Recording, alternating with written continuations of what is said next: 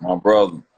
Drumma, my brother. Yeah, boy. The boy What's was going on? happening. What's happening? Hype Network. Shout out to the whole Hype Network. Shout out to the whole team, man. You already know what time it is, man. Bigg Jigg, Hype Just Jay. You know what I'm saying? It's always official, man. It's always a blessing, man. We say our prayers before we eat. You dig? You did. Hey, first off, man, I want to start by saying, man, I appreciate you. Hell yeah, man. Absolutely, man. You know, it be so many sessions and shit going on. Like, you know what I'm saying? Nigga might have like 3-4 sessions going on. So I try to step out, tap in with you know what I'm saying? But that time just sometimes get kind of crazy. You know what I'm saying? Man, I appreciate you, bro, man. So what I want to get into, man, is how did you get started in the music industry? How old? How did I get started in the music industry? Particularly through my brother. You know what I'm saying? Like I was in music through the orchestra, through the opera, you know what I'm saying, through moms, through the orchestra, through pops, you know what I'm saying, like Isaac Hayes, Al Green, Aretha Franklin, Gladys Knight, they was all friends of my mama, like, you know what I'm saying, Mississippi Boulevard Church, you know, it'd be so many people who would just be coming through the choirs, you know what I'm saying, and just coming through, like we had the blues, we the home of the blues, then we got hip hop obviously, but you know what I'm saying, we got country up the street. So it was just so many different genres of music. It's like, that's why I call my music that gumbo. Because there's so much in it. You know what I mean? It's like, it's hard to say exactly what it is. We just make something out of nothing. You know what I mean? We'll take the scraps. Like mama will take the leftover onions, the leftover bell peppers, you know what I'm Right. saying? The last of the cheeses. I'm going to use these little turkey legs, you know what I'm saying? And, you know what I'm saying? You turning that shit into a pot of gumbo.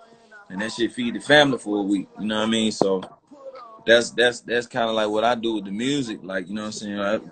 I took a sound like that was a location. Like we took the trap. You know what I mean? Like my brother would R.I.P. Insane Wayne. Like Yes, thank you. my brother be like, man, shit, pull up on me, nigga. Shit, I be like, where y'all at? Where y'all at? Shit, we at the trap. And I know where that's at. Like I don't need no address. I don't need no, you know what I'm saying? I know where that's at. So from what I seen and what I saw throughout the different trials and tribulations throughout the trap, you know what I'm saying? Throughout South Memphis, like we came up South Memphis. So you know what I'm saying? Like just seeing what I saw, it was easy for me to kind of paint that picture.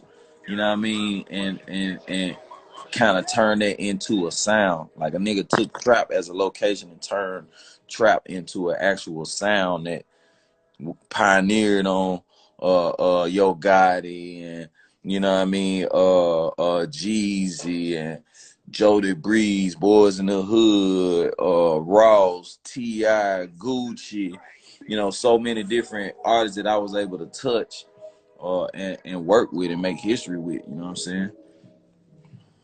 So with that being said, basically, because my next question was going to be what's some of the artists that you work with that people don't know about? Some of the artists that a lot of people don't know about, probably like a Guapale. A lot of people ain't know I work with Guapale. I did a song for her called Right Here.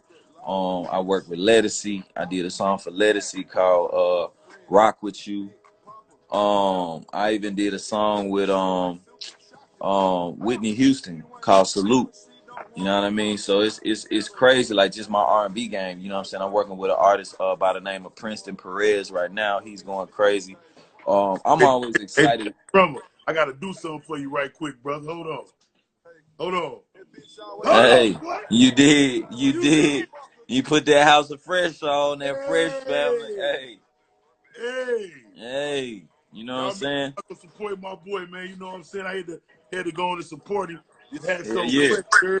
Hell yeah. I always enjoy working with the new artists though. You know what I'm saying? It's just something about working with them from the bottom up, from the ground up, and being able to, you know what I'm saying, get them where they need to be.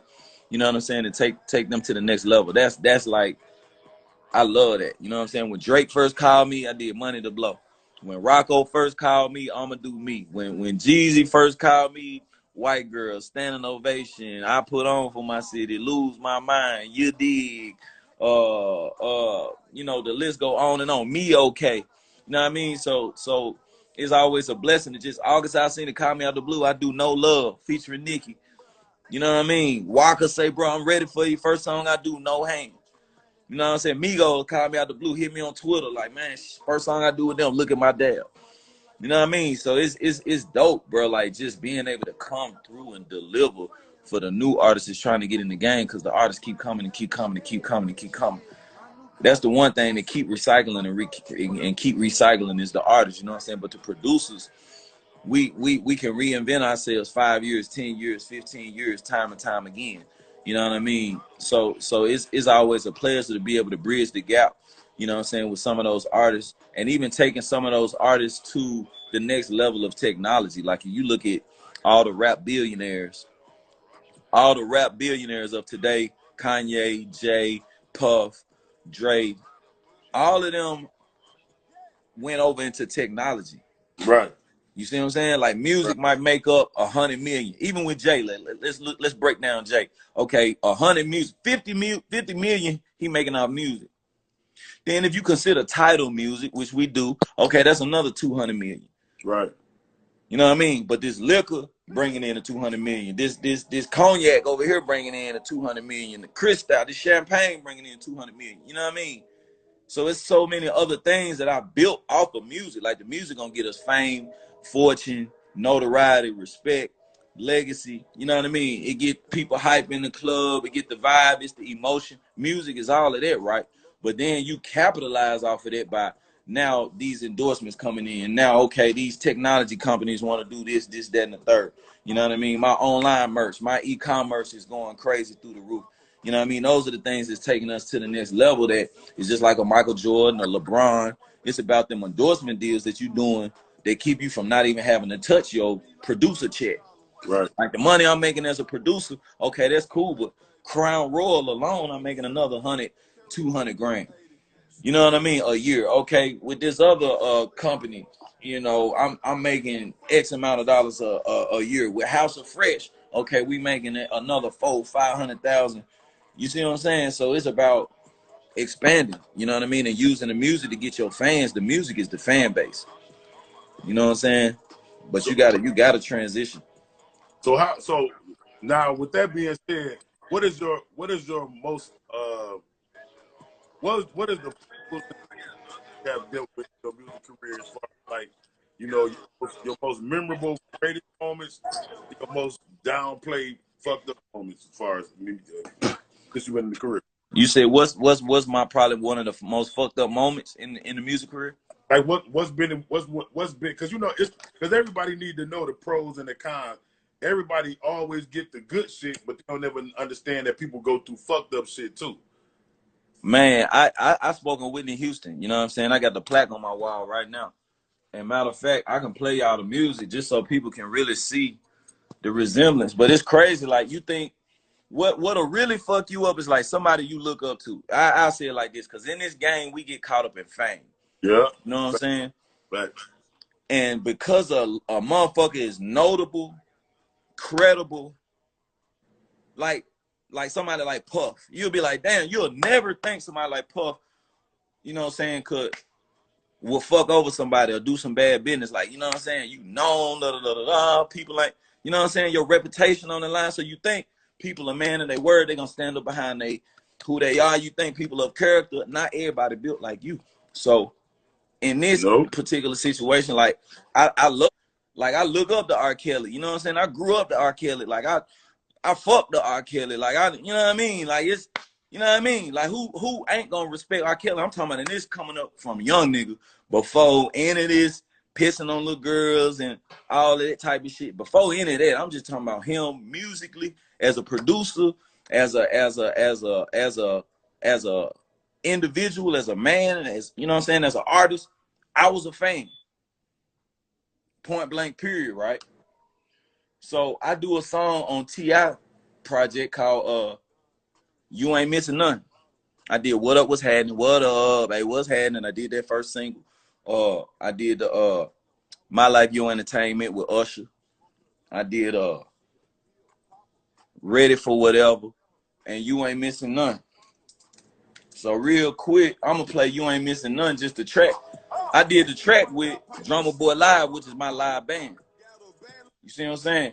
So this probably like when shit like this happen, like I'm getting paid. I did 50%. I get 50% publishing. I did 4 songs on this album that went 3 times platinum, which is almost 200% publishing. So like nigga checks be fat than a motherfucker. Now Whitney Houston album went 3 times platinum as well, which I produced the song. Man, this shit just so crazy, bro. Like when you talking about this shit, like man, my first female black Whitney Houston. So I'ma shut the fuck up. Produced by me. Say pimp. This everybody stretched out behind the wall. Song, right? All right. Count days on their calendar. R. Kelly called me. He called me and my manager Squeak, say, look, bro, you got Whitney Houston first single, man, da-da-da-da-da. I was like, oh, dope, play it for me. Because I sent R. Kelly beats like a year before T.I. album came out. You know what I'm saying? You know how producers, man, we send a beat over here, we send a beat over here. We send this shit to about 3-4 different people.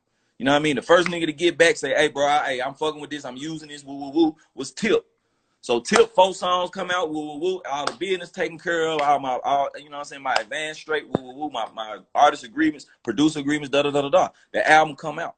So look up when Paper Trail came out, which is 6 months prior to Whitney Houston album coming out. So R. Kelly called me like, man, you got Whitney Houston single. I'm like, what, nigga? I done called mama, like, man, mama, I got Whitney Houston single, dog. Hey, right, ooh, da, da, da, da. R. Kelly called me, he played a beat, and when I hear the beat, nigga, my stomach's just sunk, because I knew I had already sold the beat. I'm like, damn, okay, well, you ain't heard Tip?